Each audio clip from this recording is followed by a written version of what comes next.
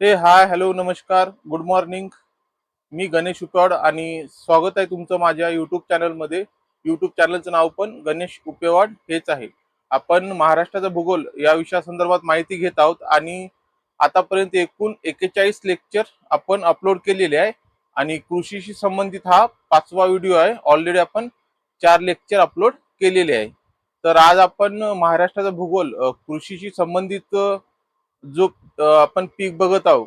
विशेषतः ऑलरेडी आपण 3 पिकाबद्दल माहिती घेतलेली आहे आणि आजच्या लेक्चरमध्ये आपण मका या पिकाबद्दल माहिती घेणार आहोत. इथं बघू शकता तुम्ही ऑलरेडी आपण कंटेंट नोट करून ठेवलेला आहे. तर मका पिकाबद्दल आपण जे काही बेसिक माहिती आहे ते आपण माहिती घेणार आहोत. चला तर मग व्हिडिओला सुरुवात करूया. इथं बघू शकता तुम्ही मका पीक. खरं तर मका पीक हे भारतातील एक प्रमुख पिकापैकी एक पीक आहे आणि महाराष्ट्रातही मका पिकाचं उत्पादन जास्त प्रमाणात घेतले जाते. विशेषतः मका पिकाचे जे उत्पादन आहे ते प्रामुख्याने पशुखाद्य आणि औद्योगिक दृष्ट्या त्याचा जास्त प्रमाणात उपयोग केला जातो. इथं बघू शकता तुम्ही महाराष्ट्रातील प्रामुख्याने विदर्भ, मराठवाडा आणि पश्चिम महाराष्ट्र मका या पिकाचा सर्वाधिक उत्पादन घेण्यात येतो. तर आता हे मका पिकाला वातावरण कशा पद्धतीचं लागत असतो, नेमकं मका या पिकाला कशा पद्धतीचं हवामानाची गरज असते. इथं बघू शकता तुम्ही मका या पिकाला जे टेम्परेचर आहे, तापमान ते 21 ते 32 डिग्री सेल्सिअस या दरम्यान असायला पाहिजे. मका पिकासाठी जे हवामान आहे ते त्यापैकी जे तापमान आहे 21 ते 32 डिग्री सेल्सिअस या दरम्यान असायला पाहिजे. तसंच जे पर्जन्य पाण्याचं प्रमाण किंवा पावसाचं प्रमाण हे 80 ते 120 सेंटीमीटर या दरम्यान असायला पाहिजे. आपण मका पिकाबद्दल माहिती घेत आहोत आणि नेमकं मका पिकाला कशा पद्धतीचं हवामान लागत असतो ही माहिती आपण जाणून घेतली. तसंच जमीन, प्रत्येक पिकासाठी जमीन खूप महत्वाचा असतो, कारण जमिनीची जी सुपीकता आहे त्यावरच पिकाचं उत्पादन ठरत असते. आता मका या पिकाला जी जमीन लागते ते मध्यम ते भारी सुपीक निचऱ्याची जमीन योग्य आहे. म्हणजे चांगल्या पद्धतीनं निचरा होणे गरजेचं आहे. जर पाणी साचून राहिलं तर मका या पिकावर वाईट परिणाम होत असतो. म्हणजे चांगल्या पद्धतीनं पाण्याचा निचरा झाला पाहिजे आणि ती जमीन सुपीक असायला पाहिजे. मध्यम ते भारी या प्रकारची जमीन मका या पिकाला लागत असते. आणि मका या पिकाचा जो पेरणीचा कालावधी आहे इथं बघू शकता तुम्ही, मका हे तीनही सीझन मध्ये घेतल्या जाते. प्रामुख्याने जास्त प्रमाणात ते खरीप आणि रब्बी या सीझन मध्ये घेतल्या जाते. पण काही भागामध्ये उन्हाळी या सीझन मध्ये पण प्रामुख्याने मका पिकाबद्दल जे उत्पादन आहे मका पिकाचं उत्पादन घेतल्या जाते. आता तीनही सीझन मध्ये पिकाचे जे उत्पादन घेतल्या जात असल्यामुळे नेमकं मका या पिकाची पेरणी कोणत्या कालावधीमध्ये करणं योग्य राहते.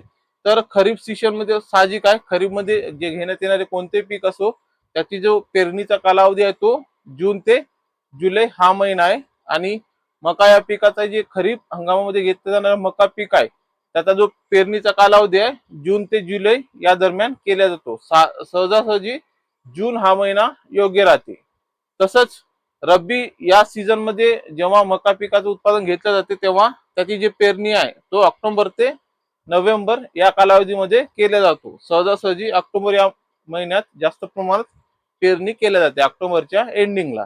तसंच उन्हाळी जो मका आहे त्याचा जो पेरणीचा कालावधी आहे तो आहे जानेवारी ते फेब्रुवारी या दरम्यान त्याचा पेरणीचा कालावधी आहे. म्हणजे मका हे पीक जे आहे ते तीनही सीझन मध्ये घेतले जाते आणि तीनही सीझन मध्ये त्याचा जो पेरणीचा कालावधी आहे याबद्दल आपण माहिती घेतलेली आहोत.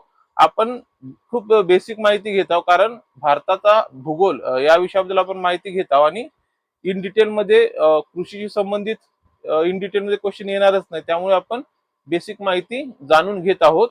जर जास्त प्रमाणात जर क्वेश्चन आले तर बेसिक नॉलेज किंवा बेसिक जे माहिती आहे कृषीशी संबंधित त्यावरच प्रश्न येऊ शकतात, इन डिटेल मध्ये येणार नाही. जेव्हा आपण कृषी या घटकाचा विचार करू किंवा कृषी या विषयाचा आपण माहिती घेऊ आणि त्याची जेव्हा सेपरेट प्लेलिस्ट असेल त्यामध्ये इन डिटेल मध्ये माहिती आपण घेण्याचा प्रयत्न करूया. इथं आपण बेसिक माहिती घेत आहोत. आतापर्यंत आपण प्रामुख्याने हवामान, जमिनीचा प्रकार म्हणजे कशा पद्धतीची जमीन मका या पिकाला लागत असतो आणि त्याचा पेरणीचा कालावधी याबद्दल आपण माहिती घेतलेली आहे. आता मका या पिकावर प्रामुख्याने येणारे जे कीड आहेत, कीड आणि रोग कोणते आहेत तर त्याबद्दल आपण बेसिक मध्ये माहिती घेऊया.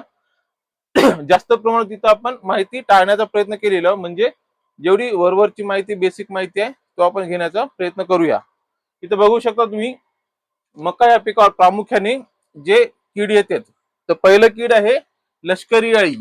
मका या पिकावर येणारी जी पहिलं कीड आहे ते आहे लष्करी अळी. आता हे लष्करी अळी काय करते, ते पानाला गोल आणि लांबट छिद्रे पाडते. लष्करीचा प्रादुर्भाव पूर्ण पानावर दिसतो.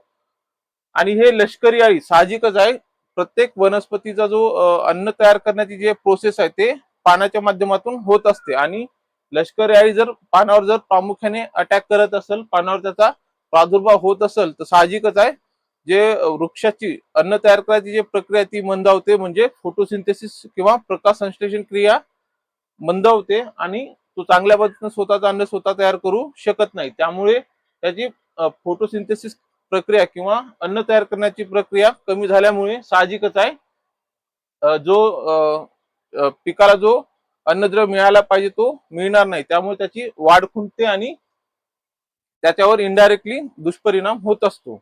आता पानावर गोल आणि लांबट छिद्रे पाडते आणि या अळीचा जो प्रादुर्भाव पूर्ण पानावर दिसतो आणि शेंड्यात अळी व तिची विष्ठा दिसते. म्हणजे पानाच्या जे शेंड्यात अळी व तिची विष्ठा दिसते. प्रामुख्याने या पद्धतीचा सिम्पटम्स लष्करी अळी यामुळे होत असते. त्याला नेमकं कशा पद्धतीनं आपण नियंत्रण करू शकतो, इथं आपण काही नियंत्रण करण्यासाठी जे माध्यम दिलेले आहे इथं बघू शकता तुम्ही. फेरोमोन ट्रॅप, लष्करी अळीला कंट्रोल करण्यासाठी फेरोमोन ट्रॅप, एनपी वे आणि किंवा विवेरिया या 3 पद्धतीने त्याला नियंत्रण करता येतो. त्यानंतर आहे खोडकिडा, त्यानंतर आहे खोडकिडा, त्यानंतर आहे खोडकिडा. आता हे खोडकिडा साहजिकच आहे, नावामध्ये खोड येत आहे म्हणजे नेमका हा किडा कुठं असू शकतो, खोडामध्ये. आणि खोडामध्ये जाऊन तो मधातील भागामध्ये छिद्रे पाडतो, आतून तो भाग पोकळ करत असतो. प्रामुख्याने खोडाच्या मधात गॅप तयार करतो. साहजिकच आहे, त्यामुळे काय होते, जिथं तो खोडाच्या मधात जातो तिथं त्या दरम्यान किंवा त्या दरम्यानचा जो भाग आहे तो खराब झाल्यामुळे बरोबर अन्न प्रक्रिया एका भागापासून दुसऱ्या भागामध्ये पोहोचत नाही.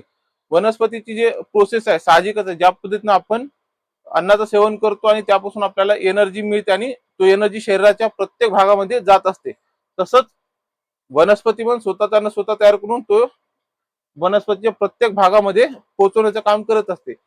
ज्या भागामध्ये खोडकिड्याचा प्रादुर्भाव झालेला आहे त्याच्या वरच्या भागामध्ये किंवा त्या दरम्यानच्या भागामध्ये अन्न पुरवठा व्यवस्थित होत नाही, म्हणून वृक्षाची जे वाढ आहे ते खुंटत असते, वृक्ष वाळून जात असतो आणि खोडकिडामुळे आतून जे भाग आहे तो पोकळ झाल्यामुळे तो वरचा भाग सुकून जात असतो. असे त्याचे वेगवेगळे सिम्पटम्स आहेत. आणि खोडकिडा प्रामुख्याने यामुळे काय होते, पाणी वाळून जातात आणि कणसाची वाढ होत नाही. खोडकिडा यामुळे पाणी वाळून जातात आणि कणसाची वाढ होत नाही. साहजिकच आहे, मधात ब्रेक केल्यावर अन्नाचा साठा वरपर्यंत पोहोचत नाही. ज्या भागामध्ये अन्नाचा साठा किंवा अन्नद्रव्य पोहोचत नाही तो भाग वाळून जातो. तर या पद्धतीचं नुकसान खोडकिडा यामुळे होत असतो. त्यानंतर आहे अंकुर माशी, त्यानंतर आहे अंकुर माशी. आता हे अंकुर माशी काय करते, तर कोवळ्या रोपावर त्याचा प्रादुर्भाव होतो आणि मध्यवर्ती भाग सुकतो.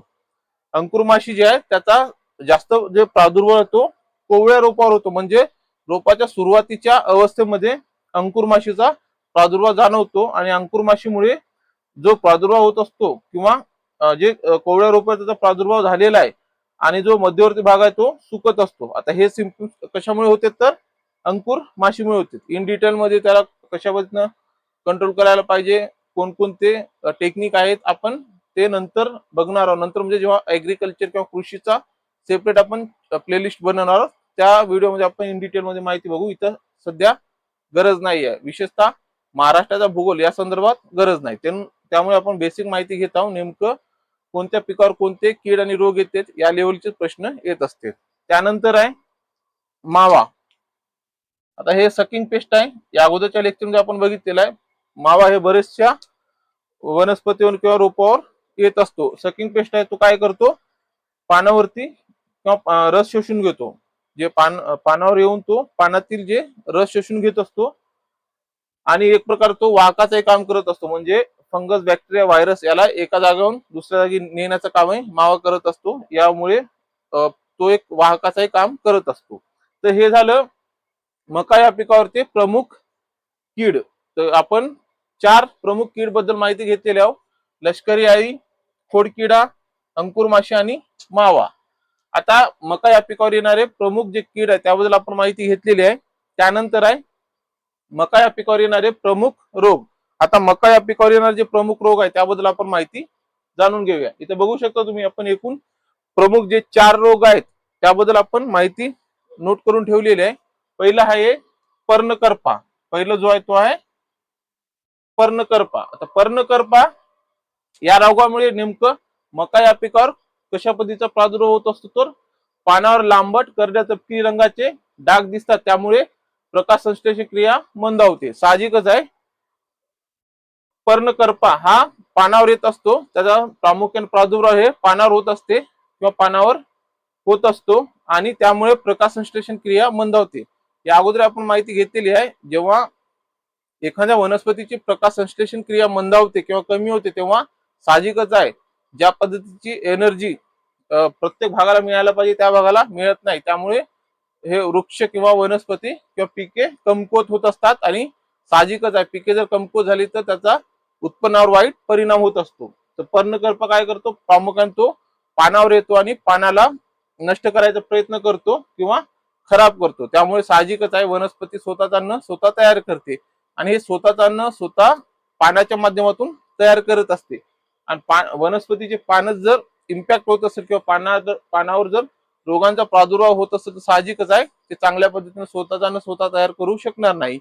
आणि स्वतःच अन्न स्वतः तयार न करू शकण्यामुळे वनस्पतीच्या प्रत्येक भागामध्ये किंवा पिकांच्या प्रत्येक भागामध्ये अन्नाचा जो पुरवठा व्हायला पाहिजे तो होत नाही. त्यामुळे पिके हे कमकुवत होतात. तर पर्णकर्पा हा पानावर येतो, याबद्दल आपण माहिती घेतली.